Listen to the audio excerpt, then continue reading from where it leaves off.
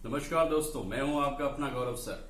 भाई देखिए, कल गाइडलाइन आ चुकी है आपके गृह मंत्रालय की और उन्होंने कहा है कि जो लास्ट ईयर में स्टूडेंट है, मतलब जो लास्ट ईयर में स्टूडेंट हैं, यानी कि जिसे आप टर्मिनल भी बोलते हो, उनका पेपर होगा। और उन्होंने जो डेट रखी है वो एंड सितंबर रखा हुआ है। अब इसको लेके भाई कल से मेरे पास बहुत फोन कॉल्स आए हैं कि सर ये क्या है, कोविड होने के बावजूद पेपर लेने का क्या रिवलेंस है, आखिर इस पे एक वीडियो बनाएं और प्लीज समझाएं कि आखिर ये असल में गवर्नमेंट क्या चाहती है। क्या किसी स्टूडेंट को कोविड चाहती है या इसके पीछे कुछ और है जो हम समझ नहीं पा रहे हैं। तो देखिए, ऐसे बहुत सारे विचार आपके दिमाग में भी आए होंगे कल के नोटिस को देखने के बाद। आइए हम इस मुद्दों पे जरा फैक्ट को समझें और समझें कि आखिर चल क्या रहा है। चलिए, तो यहाँ पे कुछ क्वेश्चन थे स्टूडेंट के, वो देखते हैं। पहला क्वेश्चन इन्होंने कहा है कि क्या कोविड में पेपर लेना जरूरी है। चलिए, तो पहला क्वेश्चन है कि क्या कोविड में पेपर लेना जरूरी है।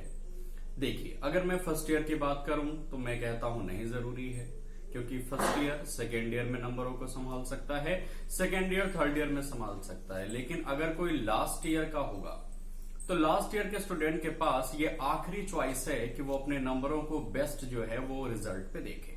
अब जैसे कई बच्चे होते हैं जो दिन रात पढ़ रहे हैं, अगर वो दिन रात पढ़ रहे हैं तो क्या ये कुछ गलत नहीं होगा कि हम लास्ट वाले सेमेस्टर में सबको एक बराबर नंबर बांटने की कोशिश करें। क्योंकि जैसे आपने कहा, कुछ लोगों को आइडिया है, मैंने पहले भी कहा, अभी तक गवर्नमेंट ने नहीं बोला है, कुछ लोगों का आइडिया है कि प्रीवियस नंबर दे दें। याद रखिएगा, ये आपका थॉट है। प्रीवियस नंबर किस भी हाथ पे दे दें। हो सकता है कि प्रीवियस जो कोर्स था वो हल्का हो, ये जो आपका है ये टफ हो। ये भी हो सकता है कि फोर्थ ईयर आपका हल्का हो और थर्ड वाला डिफिकल्ट हो। तो पहली चीज की ये तो भ्रम से निकाल दीजिए कि वही परसेंटेज आपको मिलेंगे। ऐसा कहीं कुछ नहीं होता और ये कभी नहीं होता।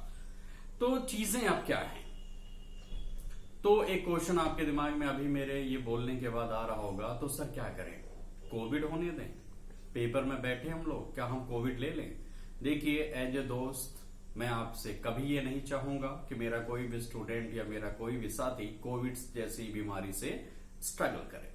गवर्नमेंट भी ये बिल्कुल नहीं चाहेगी। तो अब यहाँ पे एक सवाल ये है कि क्या हम इस चीजों में करें। तो एक चीज यहाँ पे एक फैक्ट के फॉर्म पे ये चीजें होती हैं, वो ये है कि एज पर गाइडलाइन ये यूजीसी ने मांगा था कि गृह मंत्रालय उन्हें कुछ परमिशंस दे कि अगर हम कैपेबल हों तो हमें कम से कम लास्ट ईयर का पेपर देने दिया जाए, यानी कि लास्ट ईयर का पेपर वो ले सकते हैं। याद रखिएगा, पहले semester, second semester, third semester या ईयर में पहला, दूसरा, या अगर ऑनर्स है तो तीसरा, यानी यहां तक कोई दिक्कतें नहीं है। केवल और केवल लास्ट सेमेस्टर की बात की जा रही है या लास्ट ईयर की बात की जा रही है। तो पहला है, अब इसको हम समझें कैसे। दूसरे क्वेश्चन को लेते हैं, समझना आसान रहेगा। दूसरा क्वेश्चन कुछ ने पूछा है कि सर नियम क्या कहता है। यूजीसी की गाइडलाइन कहती है कि अगर आपदा हो या फिर युद्ध जैसी सिचुएशंस हो तो आप मार्किंग यानी कि हम प्रमोशंस कर सकते हैं। अब यहां पे एक क्वेश्चन है कि आपदा में जो बात अभी तक की जा रही थी, वो आपदा में बात की गई है कि अगर फ्लड आ जाए, जिसे बाढ़ कहते हैं, सूखा आ जाए या फिर युद्ध जैसे सिचुएशंस बने या भूकंप आ जाए, तो ऐसी सिचुएशन में हम वहां पेपर कंडक्ट नहीं करा पाएंगे।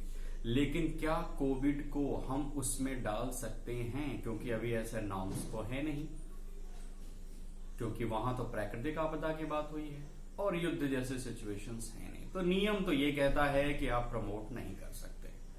दूसरा एक और चीज है कि अगर नियम को थोड़ा और बारीकी से समझें तो उसमें एक जगह मेंशन कर दिया गया है कि लास्ट सेमेस्टर को हम प्रमोट नहीं करेंगे। तो नियम तो यही कहता है कि आप प्रमोट नहीं कर सकते। अब आप कर क्या सकते हैं, आप कर सकते हैं कि यूजीसी की गाइडलाइन को आप चेंज करें और वहां पे कोविड जैसी बीमारियों को पैंडेमिक घोषित करें और वहां पे ये कहें कि अगर ऐसी बीमारियां भी आती हैं तो आप उन्हें प्रमोट कर सकते हैं। लेकिन क्या ये इतना आसान होगा। अगर किसी जगहों पे लॉ और एक्ट बनाने होंगे तो उसे लोकसभा में पारित करना होगा, बड़े सदन में पारित करना होगा, देन गाइडलाइन बनेगी। मतलब कम से कम 3 से 4 महीने का काम अगर सब कुछ छोड़ के किया जाए तो एक बड़ा क्वेश्चन है कि भाई नियम के थ्रू अगर देखा जाए तो प्रमोट करना 4th ईयर को ये पक्ष में नहीं है, ऐसा यूजीसी कहता है। दूसरा कि अगर हम ये चीजें माने और हम आपकी एक चीज बिल्कुल क्लियर कर दें कि कुछ लोग इस समय व्हाट्सएप ग्रुप पे, फेसबुक पे, यूट्यूब चैनल्स पे ये चिल्ला रहे हैं कि नहीं हम बाइकआउट करेंगे, तो असल में आप क्या कहना चाह रहे हैं? बाइकआउट किस चीज का करना चाह रहे हैं? पेपर का? तो चलिए अगर मैं आपके पक्ष की बात करता हूं और मैं कहता हूं कि मान लीजिए एज पर रूल गवर्नमेंट ने कहा कि भाई कोविड में सबको प्रमोट कर देंगे। क्यों? क्योंकि पेपर कंडक्ट कराने की सिचुएशंस नहीं है। आप खुद सोच सकते हैं। उसी गवर्नमेंट ने अगले दिन ये नियम कहा कि इस साल किसी भी बच्चे को हम नए क्लासेस में, यानी कि अगर आप बीएससी कर रहे हैं तो एमएससी में, एमएससी कर रहे हैं तो शोध या अनुसंधान में, यानी कहीं पे भी वो आपको एडमिशंस नहीं देंगे। अब आप ये कह रहे हैं कि क्या मतलब है इसका? वही गवर्नमेंट आपसे पूछ रही है कि अगर हम आपको एंट्रेंस एग्जामिनेशंस कराएंगे तो आपको कोविड नहीं होगा। अगर आपको तब भी कोविड होगा तो फिर एकेडमिक का विरोध क्यों, कंपटीशन का विरोध क्यों नहीं कर रहे हैं आप? ठीक हो सकता है कुछ लोग ये आइडिया दें कि मेरिट लेवल पे ले लीजिए, तो क्या इससे सबको फायदा होगा? क्या वो गरीब तबका जो जमीन से लड़के ऊपर की तरफ बढ़ा है और किसी वजह से परसेंटेज कम रहा है तो वो अच्छे एडमिशंस ना ले? देखिए मैं आपके हर एक मुद्दे को समझ रहा हूं। मैं समझ रहा हूं कि ये पेचीदगी आई होप कि आप समझ रहे होंगे कि इसका विरोध करना इतना आसान नहीं है जितनी आसानी से आप फेसबुक और व्हाट्सएप पे लिख रहे हैं। ठीक, तो नॉर्म्स तो मना करते हैं और विरोध में तो हमने कहा कि भाई कंपटीशन का भी फिर विरोध करना पड़ेगा आपको, क्योंकि कोविड तो कोविड है, वो एकेडमिक और कंपटीशन नहीं देखता। चलिए ये प्रश्न मैंने आपके लिए छोड़ दिया। अगला यहाँ पे कह रहे हैं कि आप क्या चाहते हैं। तो आप क्या चाहते हैं, मुझे लगता है कि आपका जो डायलमा है उसमें एक डायलमा ये भी आ रहा है कि बहुत स्टूडेंट ने फोन किया एग्रीकल्चर की फील्ड से कि सर यूपी कैडेट की डेट है 18, 19 और 20 अगस्त, और यहाँ पे नोटिस में सितंबर में एकेडमिक की बात कर रहे हैं। तो क्या करें भाई? अगर आप स्कूल कॉलेज जा रहे थे तो आप घर पे आने के बाद 4 से 5 घंटे पढ़ ले रहे थे। अभी आप 24 घंटे खाली हो तो आपको कम से कम 8 घंटे पढ़ना पड़ेगा। 24 घंटे में से 8 घंटे, मैंने कोई बड़ी रकम नहीं बोल दी आपसे, कुछ लोग 14 घंटे सोते हैं। हमने केवल 8 घंटे पढ़ने की बात किया है। तो इस सिचुएशंस में होगा क्या?